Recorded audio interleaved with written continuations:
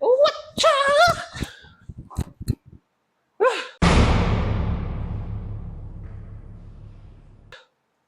Okay, community needs, right? What are they? They are anything that people inside the community need to be safe and live. We've already talked about this before, but how do we do that? How do we provide those needs? Well, imagine with me, if you will, that you are the mayor and someone walks up to you and says, "Oh, please, mayor, my son is so dumb." And you first say, "Hold up, that's a child, be nice." And they say, "No, but seriously, all the kids are dumb. They don't know what to do. They don't know how to do anything. They need to be taught. We can't have stupid people running around here. They need to be taught. They need to learn things." So then you say, "Okay, well, this is a need. This clearly is a need for the community. How do we fix this?" And you come up with an idea. You say, "Wait, we can build schools. We can build schools where kids will go and learn." And the old lady says, "Thank you, mayor." And you say, "Yeah, good job. Okay, whatever." And then you keep walking. You feel good because you just solved the problem. You just solved the community need. And then somebody comes up to you and says, mayor, we don't have a place to pee." And he says, "Excuse me?" And he says, "Well, look around. It smells awful." And you smell and you think, "Oh, this does smell awful. Why does it smell so bad?" And the guy tells you, "Well, of course, it's because people are peeing everywhere. It's because they don't have a place to pee. We need to figure this out." And he says, "Okay, this is clearly a community need. So you, as a mayor, you think about how to fix that community need. So how do you fix this?" Well, being so smart, you say, "We can build sewers and we can build pipes that go to toilets where you pee, and then that pipe takes the pee and the gooky, ishy, illy stuff all away." Now you've solved two community needs.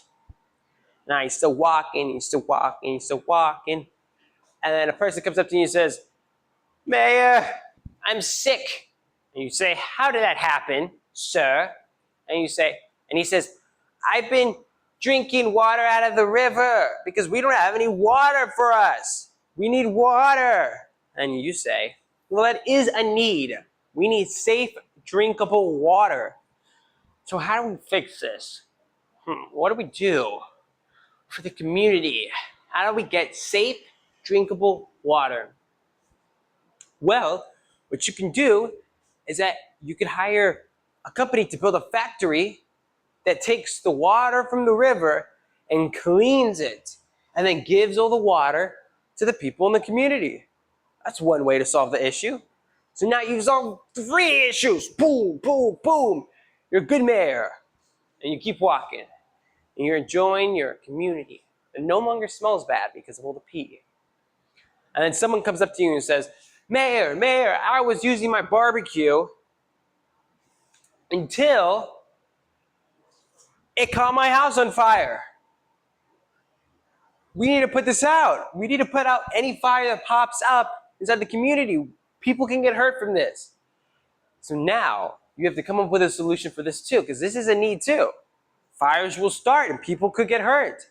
So you have to figure out some way to solve this need, to keep people safe from fires.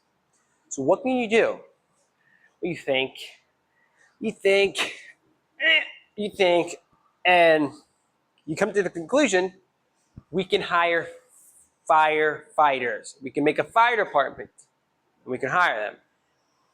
And then the citizen says, "Well, but couldn't they get hurt?" And you say, as the mayor, "Yes, they could get hurt. That's why we'll have to get brave people, because this needs to get done. And it might be a hard decision, but something needs to happen, because this is a community need. We can't have fires going around. So you hire firefighters. So it's important to think through how communities solve the needs of its people. Because some communities might solve it in a good way, some in a bad way, or not so good way. And it's good to become associated with how communities do it and which community does it best. So at home, find out the needs in your community and see how your community meets the needs of the people inside of there. Stay in school.